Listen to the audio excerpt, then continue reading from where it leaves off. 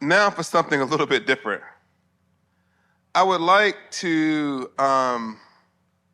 tell a different part of my story and part of my journey as a writer. How did I come to do what it is that I do? And related to that is the question of what is Christian art? What does a person of faith do or think that we're doing when you put pen to paper? Well, actually, I do stuff on the keyboard, but pen to paper feels poetic, doesn't it? When I put pen to paper, or better yet, fingers on the keyboard. But I think this is important because the longer that I spend as a writer, the more I've started to feel and to think that what I say and do as a writer for the church is closely connected to my years when I actually was a preacher.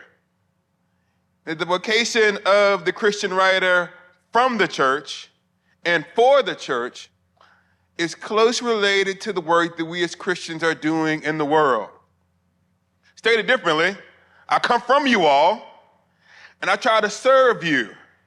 So I hope that the work that I do is somehow instructive to your own Christian vocations. And I said earlier, the storytelling, I think is really important because what I'm most leery of is myth-making in popular Christian popular culture, where our current place in the culture is the result of hard work, grit, and determination. I knew a lot of hardworking, determined, broke people, right? If one more person tells me they're gonna manifest something, they're gonna jump out a window, because I could manifest, I would be 6'2" and I'd be able to dunk. Anyways, I believed it. I didn't doubt. Anyways, I believed the Lord for them 3 or 4 inches. It didn't happen. Anyways, I am leery where like the speaker is some kind of hero. Because I think that providence or grace plays a larger role in our narratives we give credit to. And the things that appear haphazard become events of God's guiding care in retrospect, even when we couldn't see it at the time. In other words, people always ask me, Esau, what were you thinking of when you did this, that, and the other? I was like, I was just doing stuff. And they went, no, did you have a vision or a plan? No, I did not. I talked about to the group last night, is that people ask me a lot about my first book, Reading While Black.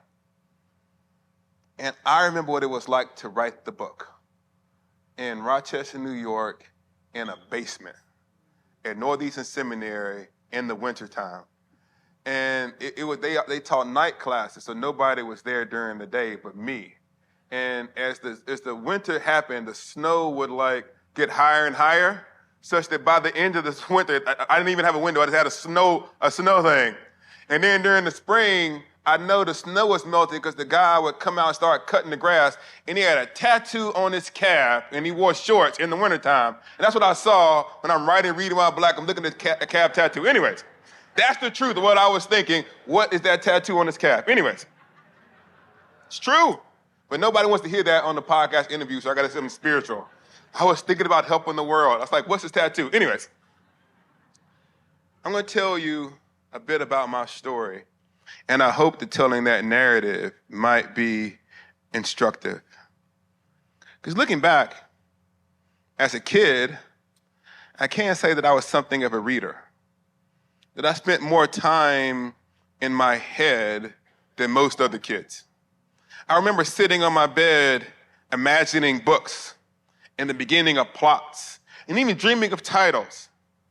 But I thought of that stuff as the ordinary musings of young people who just had an overactive imagination. My dream as a child was to be a preacher. Because my family, my grandfather, my aunts, and my uncles were all in the ministry. And the McCaulleys and the Bones in my family, we tend towards binaries. We either in the streets or we're in the church. And black pastors were at the heart of serving in helping our community. I'm from Northwest Huntsville. If you know anything about the map of Alabama, you can go from Huntsville over to Birmingham, where we learned about what Martin Luther King did there, the bus board. We go down to Montgomery, you go to Selma, you go to Atlanta. So at the center of where I was, even Nashville, all of these major cities were where the events of the civil rights movement happened. And these people who helped transform America were my heroes. I want to be like them. And it was the verbal part of communication. It's what I did. I thought that this is all that I could do. That I was convinced that my gifts were mostly rhetorical, not literary. That's all that I knew. There were no black writers from my neighborhood. So I wanted to pastor a local church. Because that's what you did if you love God. So for a while, I did. I went to seminary. And wonder of wonders, I got a degree. And so I sat down and I began to write sermons. At one point, I was writing 3 sermons a week. I was a youth minister. Don't worry, ask me why I did this, but it made sense at the time. I was a youth minister in Massachusetts, about 2.5 hours north where I was living at the time. In Vermont, I was the college chaplain, assistant to the chaplain at Wheaton College, and I was leading a college church that met on Sundays. And so I was preaching to 3 different audiences and driving 2.5 hours in the snow from Vermont down to Massachusetts. The Lord, Jesus take the wheel. That was before, I was doing that before the song came out. Because like this, every time I would go back from Massachusetts up to Vermont, you drive up the highway, you just see folks on the side of the road, but by the grace of God. And I enjoyed it. And sometimes I would have time to write full manuscripts, but oftentimes I would only have time, any pastors who know what it's like, to only put the bullet points. I'm going to get there somehow. Lord, fill in the gaps. But I would always, this is true, it's actually true for everything I've done since, is that I would always write out the introduction word for word. Because I always wanted to convey a journey that I wanted to take the hearer on. But isn't that like what a good beginning of a talk is, right? The pulling of something before the facts and the figures and the logic come forward, right? You want people to feel something. And I couldn't say it at the time, but I recognize it now, is that we are feeling people, not just the thinking people. And one of the things that I loved about the Black church in my youth is we both heard the gospel and we felt the gospel. My pastor would put it this way. He would say, if you have water, you turn the water up, the water boils. And you could turn that water as hot as you want, and you boil it and you turn it off, and when it cools off, it's just water. He said, but he put some neck bones in there and some vegetables, and you turn that same fire on, it makes soup. So he says to the preacher, I give you the fire and the vegetables. So I was trying to create a context. But the truth is, my congregation always complained, Esau, your introductions are way too long. Y'all might be thinking this right now. Introductions are way too long. But looking back with clarity that I could not see then, those are actually my first opinion pieces. People ask me, what do I do? One of my other jobs is I write for the New York Times, write a monthly column, write for the Washington Post and the Atlantic. And basically, they're the introductions to all of my sermons before I turn to the God bit. That's it. I just stop right there and say, see what happens next week. Anyways. Because there were things that I saw and I felt that were going on in the world. They're more theological and cultural commentary than exegesis proper. That came later. And one of the things that I've learned to ask myself, and maybe you should ask yourself as you begin to think about your own vocation, is what do you do for free? What comes out of you when no one is asking for it? And if you can answer that question, that might be your first steps towards finding your vocation. And the truth is, I probably would have done that for my whole life, writing long introductions and longer sermons. I was so happy doing pastoral work. Because to work in a local church is the place where Christianity becomes flesh and blood, right? And marriages and funerals and Bible studies and small groups, evangelism. There's kind of an ordinary glory to church work that I wanted to embrace. In a world that was full of so much evil, I felt like there was a small, kind of controllable amount of good that I could do in the world. I can help these people whom God has committed to my care. So I had no ambitions of doing anything else. And sometimes I feel like, and you're thinking I'm kidding, I'm not. I feel like I'm a failed preacher. I have to find a second career. Maybe y'all will take me back in the church one day. But I made the glorious decision to fall in love with a woman. And she said that she wanted to be a missionary to help. She's a pediatrician. And she wanted to serve in sub-Saharan Africa because she said something like there was like a dearth of pediatricians in places like Uganda. And so I wanted to, she was going to be there. Where you go, I go. That's how we do this. So I'm a man under authority. I submitted to my wife. Said, let's go to Uganda, baby. But I knew that Uganda didn't need pastors. What they might actually need is someone who could train clergy. And so I decided to get my PhD. That's the reason I went to do the graduate school. That's the reason. There's no deeper reason. I was in love. She wanted to go to Uganda. I needed a degree to get there, so I said I can go. And people might want to ask, some of you may know my advisor, N.T. Wright. I studied with him at St. Andrews. And I wasn't even going to apply to the to go overseas to do my PhD. I was going to go where it was the cheapest. And I had a professor call me on the telephone. He said, Esau, you should push yourself further. I said, I'm pushing myself toward where the money's at. And he said to me, he said, if you could go, he said, what could I do to convince you to apply to a school that was kind of a little bit more academically prestigious? He said, will you go anywhere would you go? I said, I'll go wherever N.T. Wright at. He said, well, apply and see what happens. I said, I will. And I applied and he accepted me. And I said, baby, we're going to Scotland. So we went over to Scotland because of a phone call, a professor made, Sean McDonough, Gordon Conwell. So I got into this doctoral program, and it revealed, in some sense, all the bad habits I developed as a preacher. Because, and this is also true, a sermon outline carries all kinds of leaps in logic that you can bridge in delivery. Right? It was a spontaneity. I'll figure out what I'm going to say at the moment.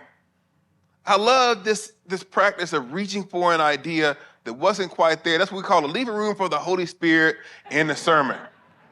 Right? But when you had to write that down, they wasn't looking for the Holy Spirit in the PhD program. I said, brother, you better explain your point. It's true. But now, I was judged only by what I actually wrote. And there was someone there who critiqued every single word that I ever said. You know how stressful it is to have N.T. Wright read everything you say? It's stressful. The 3 most stressful years of my life. Like, leave me alone. But it was good because it taught me something I think is important. That yes, students are people. We're emotional beings, but we're also logical beings. We have to touch the heart and the mind. We can't just shout, and we can't just give dry expositions of data, but the glorious communication comes somewhere at the combination of the two. And so I want to ask my brothers and sisters who call to lead and preach, is in your sermon preparation you leaving space for both the heart and the mind? So I figured out how to make legitimate arguments. And I remember having this crisis when I was halfway through my PhD. And I realized nobody's ever going to read the dissertation, which is true, because y'all didn't invite me to Portland after my Galatians dissertation came out. I had just a moment of clarity. No, actually, where was I? I was somewhere last week, and for the first time, someone came up to me and asked me to sign. I said, brother, where did you get the dissertation from? He asked me to sign it. I don't even have one. It's like, God bless you.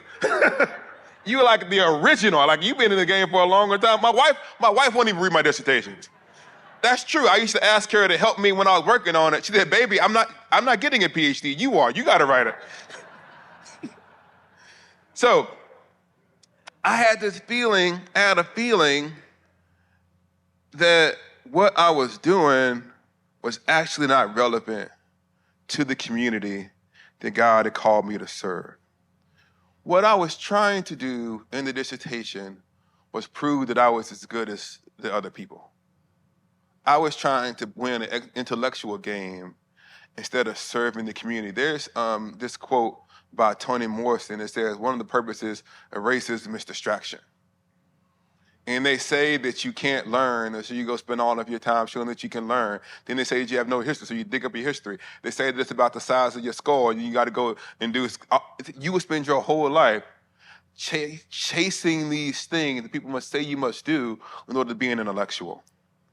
And it's not that I had lost sight of my community, but I was trying to show them that Black people can write boring stuff too.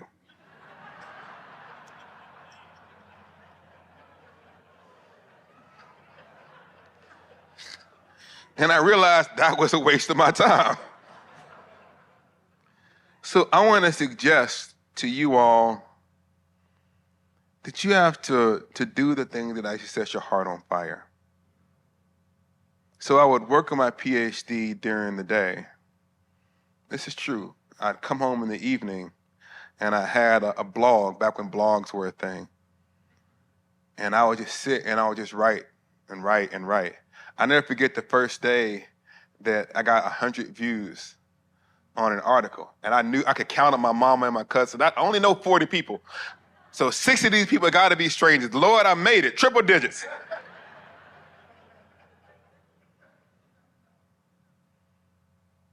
Then 2016 happened.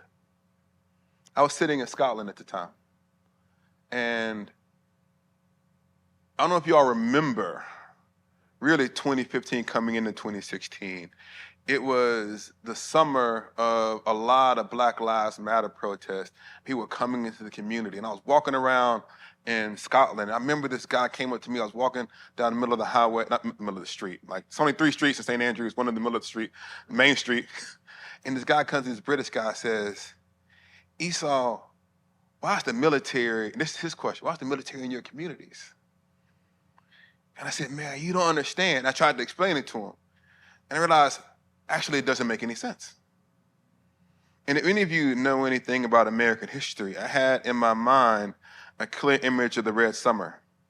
Those of you that know what the Red Summer is that after World War I, a lot of African Americans came back having fought in the war, expecting expanded rights because of the sacrifices they had made on behalf of the country, which led to a massive increase in lynchings and anti-Black race riots. And in the context of the Red Summer and the anti-Black race riots, you have eventually the Harlem Renaissance, which is the poetic and literary response to anti-Black racism. And I said, I feel like we're about to go through another Red Summer. And I felt like there had to be a record. I didn't think anybody was going to read it. It was a blog. There had to be a record. Because I knew that one day, my children, because they were young at the time, they were going to get to the age that I got to, 16, 17 years old. And they're going to look around, and they're going to see the country that they would one day inhabit. They're going to see the brokenness of what's going on. And I was afraid that my son and my daughters were going to come to me one day and say, Dad, what did you do when the country was on fire? And I had this clear vision in my head, not to give it to you all. I promise I want to give this stuff to my kids and say, this is all your dad had to do. I'd done the best that I could. So eventually what began as a blog, I remember when I was, I'm nostalgic. I remember when I would go and speak at these events, I was never on the main stage. I was the breakout session at 4 o'clock when the speaker had to go and fly. They'd have to do the introductions to me, but I didn't have anything because I hadn't done anything. I remember the joke that I used to tell is like, I printed out my blog in the back. You can take it with you if you want. But I was writing, and eventually the people from Christianity Today invited me to start writing for them. Actually, a friend of mine introduced me to Christianity Today, and then I started writing for them. And I once again thought that I had arrived in life. CT, what can get any better? And eventually, this is true, I never applied for a writing job after that. The Washington Post reached out to me and asked me if I was interested in writing for them. I did that for a little while, and then the New York Times reached out to me and asked me would I be interested in doing columns for them. While I was off on the side writing my blog because I wanted to help my children, there was somebody who was watching. And then, in that context, Reading While Black came out. And I can't tell y'all because the publisher get mad when I put their business in the street, but they didn't pay me any money to write that book because I didn't have any platform. And it's a book on African-American hermeneutics. I don't know if you know this, hermeneutics is not a money-making category, right? I'm pretty sure if you own it, it's the only hermeneutics book you own unless you're in seminary, right? No one says, you know what? I want to make a lot of money. I'm going to write a book on method. But it came out in 2020 when apparently the world needed to hear it. And people started asking me, what does it mean to be a public theologian and a writer? So I had to reflect on what I had been doing and what seemed to be haphazard. My wife here, a professor making a phone call there, the decision to want to help my family, a fear about the irrelevance of my work, was actually God leading me to a certain place. And I promise you, if you feel like you're in a fog, I'm not promising you that God's leading you to some blessing. That's not what I'm saying.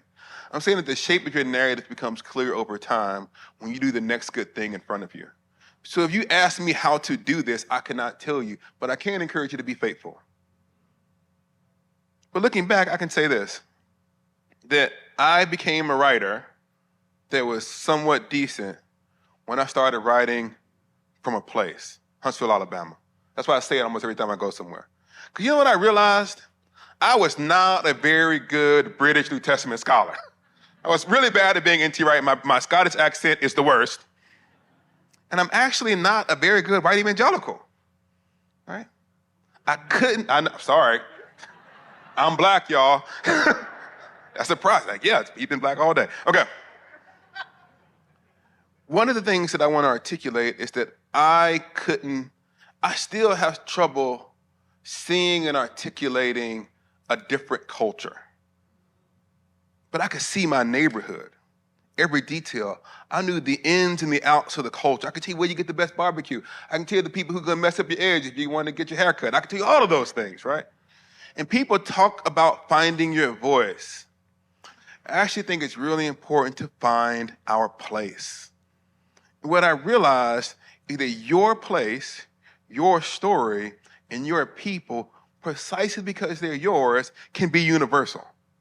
That a distinctively black story be a universal story. We sometimes think that the only stories that are universal are, and I'm sorry, I'm in the Midwest now, these Midwestern stories where there's no accents and no culture and there's no sugar in the sweet tea. Like, they think that's what it is, right? Because it's blandness is what makes it universal. God bless Chicago, right? Chicago suburbs. But actually, it's the particular that is special. That you don't have to be able to identify with the culture, but if it's well drawn out and defined, we can find ourselves. And because black people are human, our stories are human stories. So part of it is, as a writer, as a preacher, as a leader, you can't become somebody else. I remember when Rick Warren was popular in California, his brothers freezing in Vermont in Hawaiian t-shirts. Like, what are you doing? The other thing that I realized as a Christian writer, I'm going to use some Bible now. I promise I got Bible. I got a whole PhD in New Testament. As a writer, one of the central things for me was the idea of the image of God. That Genesis 1:26-28 teaches us that we're all made in God's image. And alongside of that is the mandate to reproduce and to multiply. Which raises the question, what are you going to do with all of the people who multiplied, right? That's the creation of society and culture. In other words, part of what it means to be made in the image of God is what is called the cultural mandate. The idea that it is our job as Christians to create and make culture. I'm going to read a passage. I know this is some of y'all's life verse. It's from Genesis chapter 4, verses 17 to 22. Don't get mad at me, because I know you don't like it, because it's boring, but it's important, okay? This passage. Listen to what happens here. Cain knew his wife, and she conceived and bore Enoch. And he built a city and named it Enoch after his son Enoch. To Enoch was born Arad, and Arad was the father of Mehujael. Mehujael was the father of Methusael, and Methusael the father of Lamech, the first joke in the Bible. That's my part. Lamech took 2 wives. The name of one was Ada, and the name of the other was Zillah. And Ada bore Jabal. He was the ancestor of those who lived in tents and have livestock. His brother was named Jubal. Listen to this part. He was the ancestor of all those who played the lyre and the pipe. Music. Zillah bore Tubal-Cain, who made all kinds of bronze and iron tools. The sister of Tubal-Cain was Naamah. Society then involves culture creation. We grow, we multiply, we build cities, we build culture, and we make food.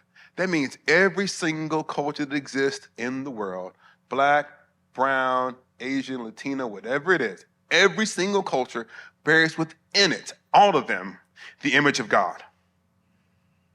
But every single culture also bears the marks of the fall.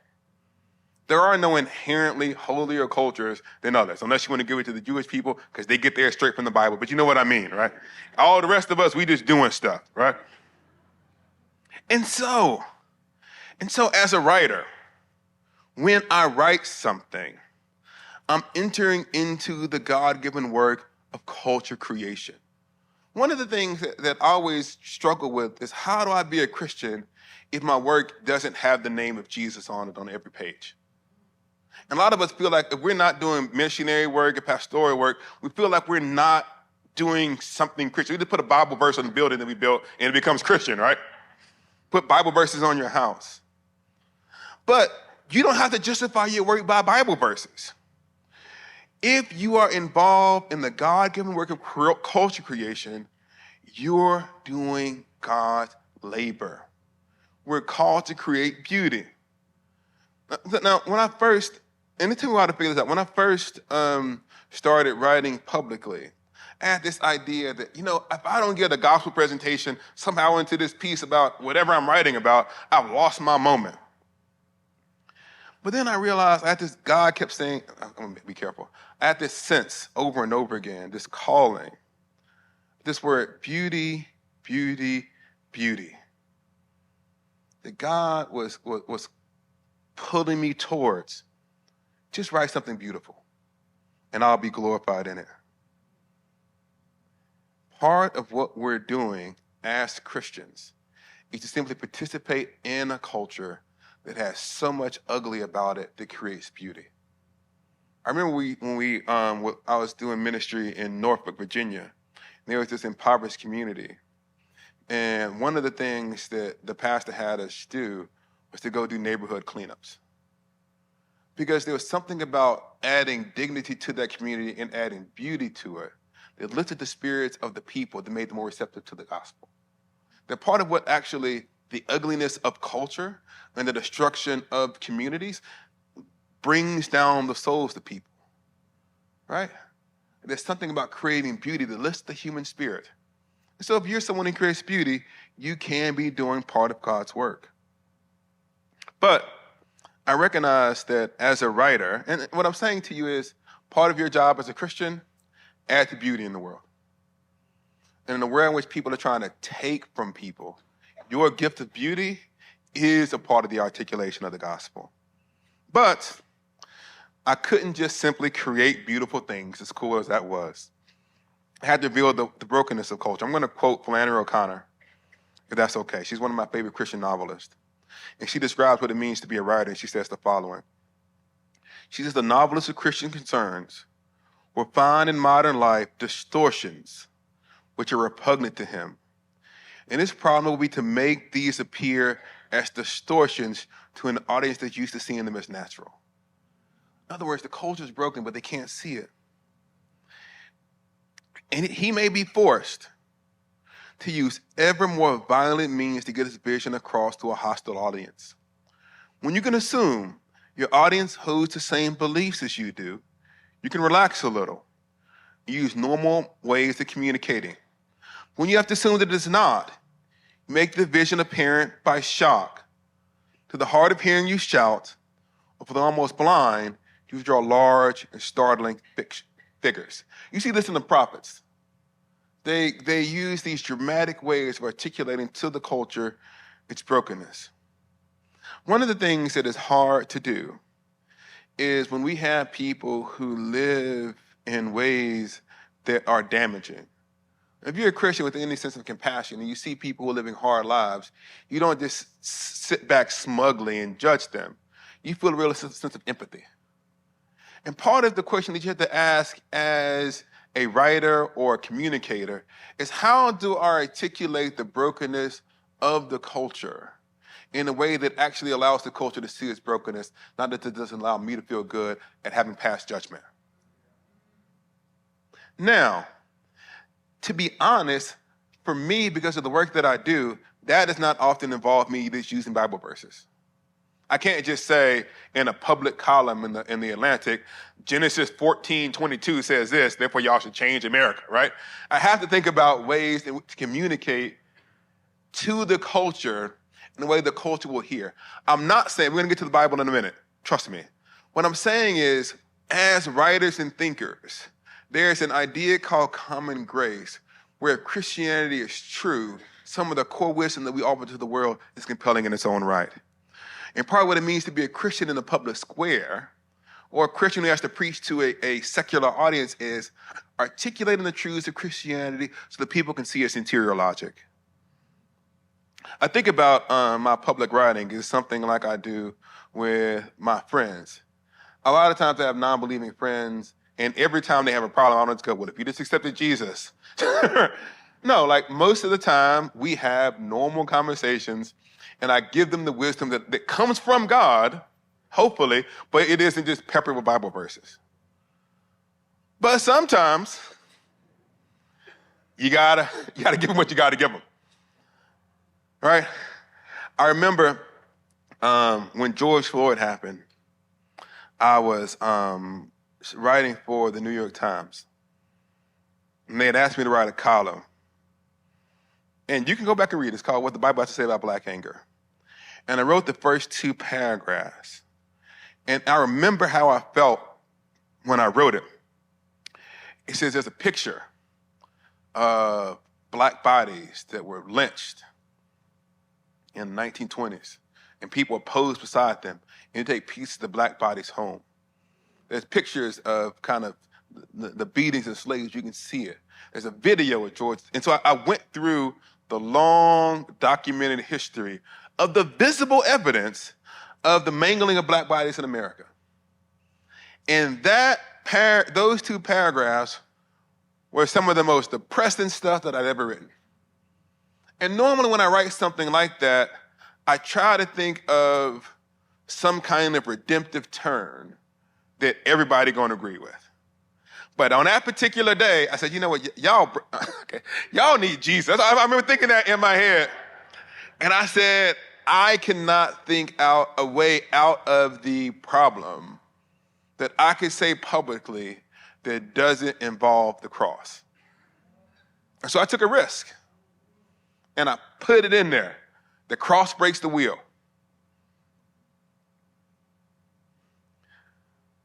Sometimes, as a Christian, you're engaging in culture creation, the addition of beauty.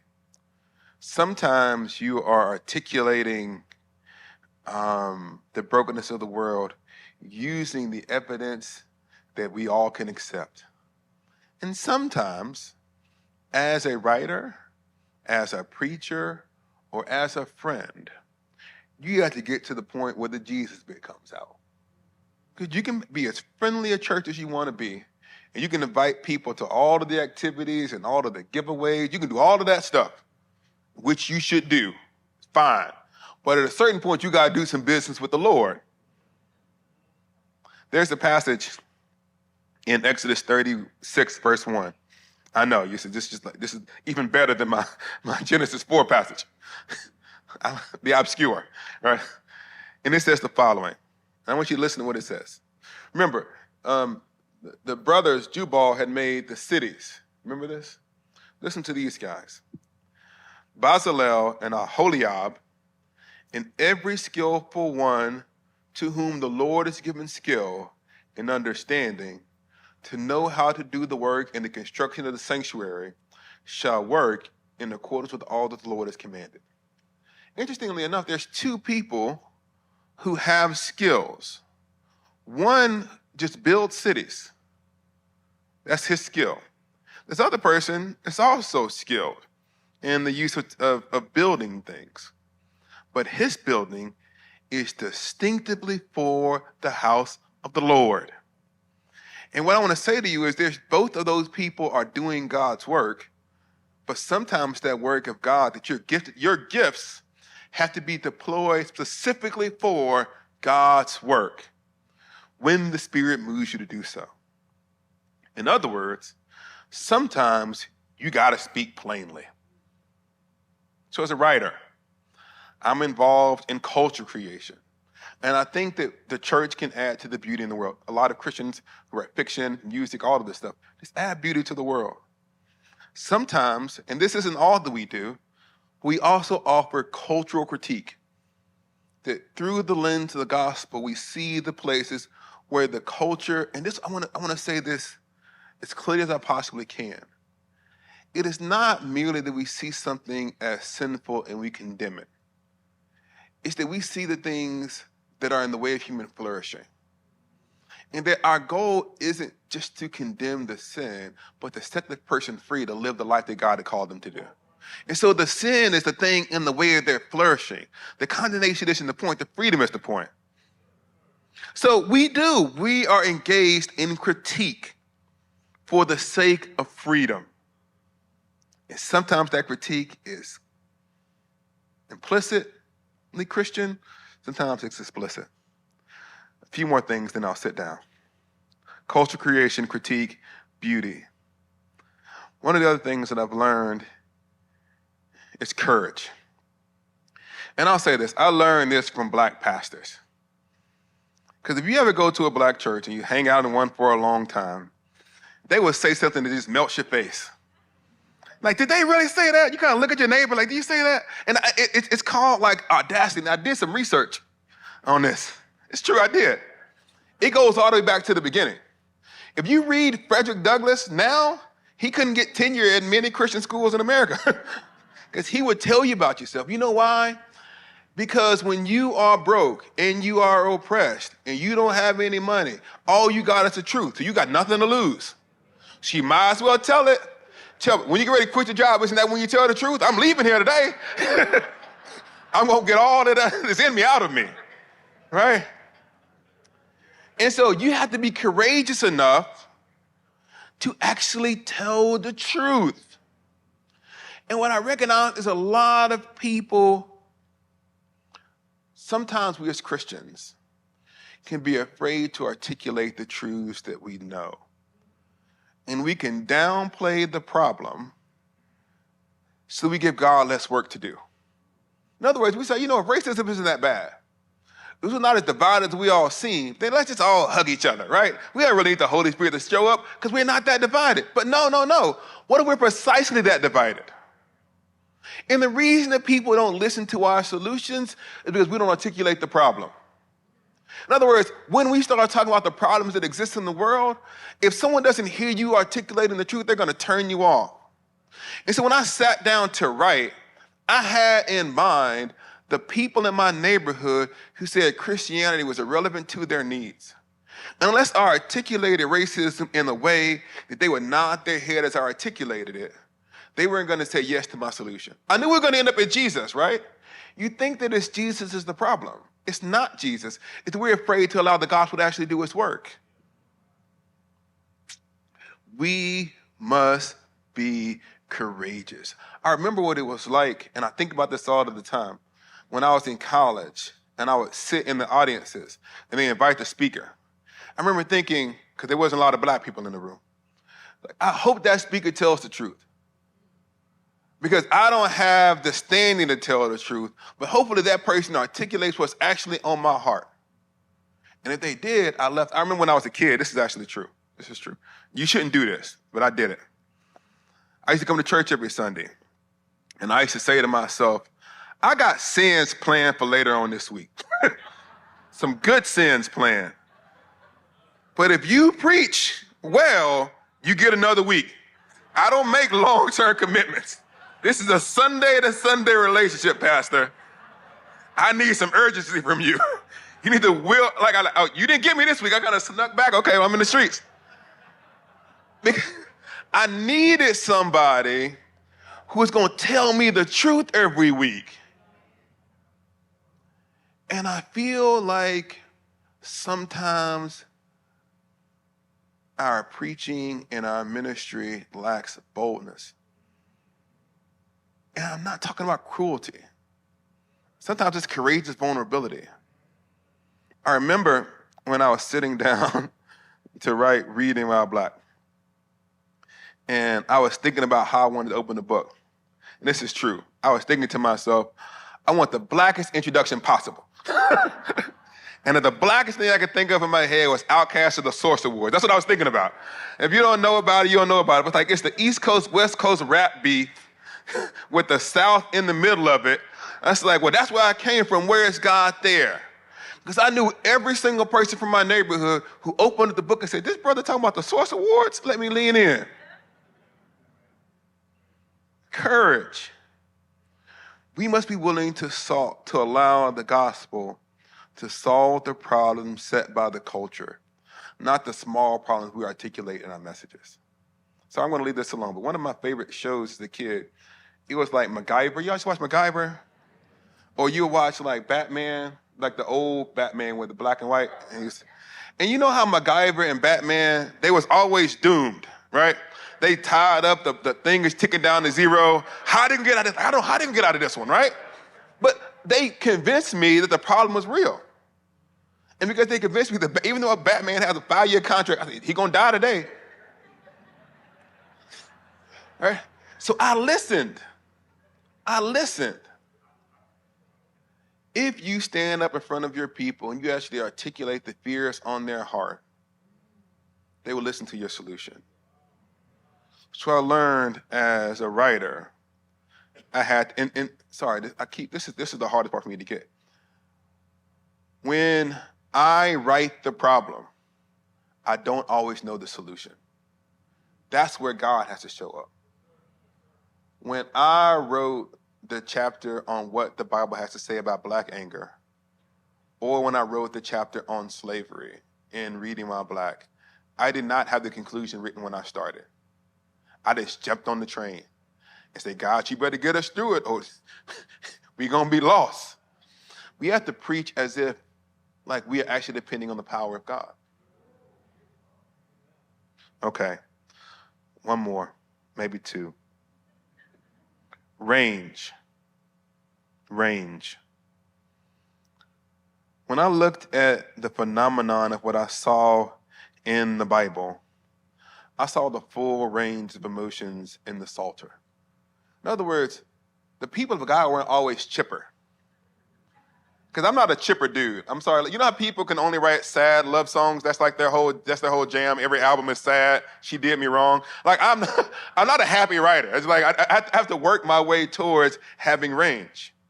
And what I want to say is when I looked at the Bible, it showed me the full range of emotions, which meant that I could be a Christian when I was feeling different things.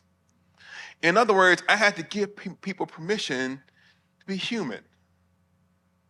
Also, I saw in the Bible wisdom literature that sometimes what the Bible did was not give us complete rules, but advice on how to live.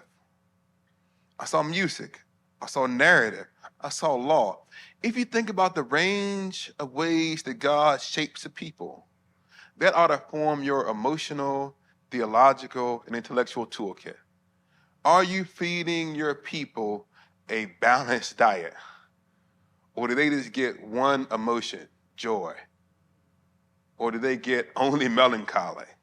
Or do they only get law and very little gospel? This is the last one. And maybe I've said it already, but I'll say it again. I found out that I really loved what I did. I love a good sentence. That may seem arrogant, but I love a good sentence. Sometimes I write it, I got them now. I knew when people read that sentence, I was like, man, I know they're going to love it. And at first I said, Esau, you're getting arrogant. He said, maybe so, but then the Holy Spirit. But it was this. This is actually true. This is actually true. I think this is actually important. It was not joy at my own ability. It was actually joy at the anticipated joy of others. I said, I can't wait until this ministers to someone. That the joy that we have in the Lord, in the work that we do, is our reflective delight in what God might do us to help other people. And so it's okay. I know that people talk about doing ministry is all suffering and, they don't pay you right and they lie on you and they kick you out of church. That's partially true. That may happen. But before they kick you out, you can enjoy yourself. Some of us have gotten to the place where ministry is work and not joy. And if you have to get yourself away from ministry for a little bit of time until you find the reflective delight in the work that God has given you to do, because that joy is infectious. People know when their pastors ain't happy. You look sad. I see some of y'all like, y'all need a break. It's like, I don't know what y'all do in Portland. Go climb a mountain and stuff. I don't know. There's no mountains in the Midwest. We just got to walk straight all the way to Iowa. We just walk around in circles. But whatever it is that you do, find a way to rediscover your joy. And the deepest joy, I think, is when you can anticipate the joy that you might give to other people.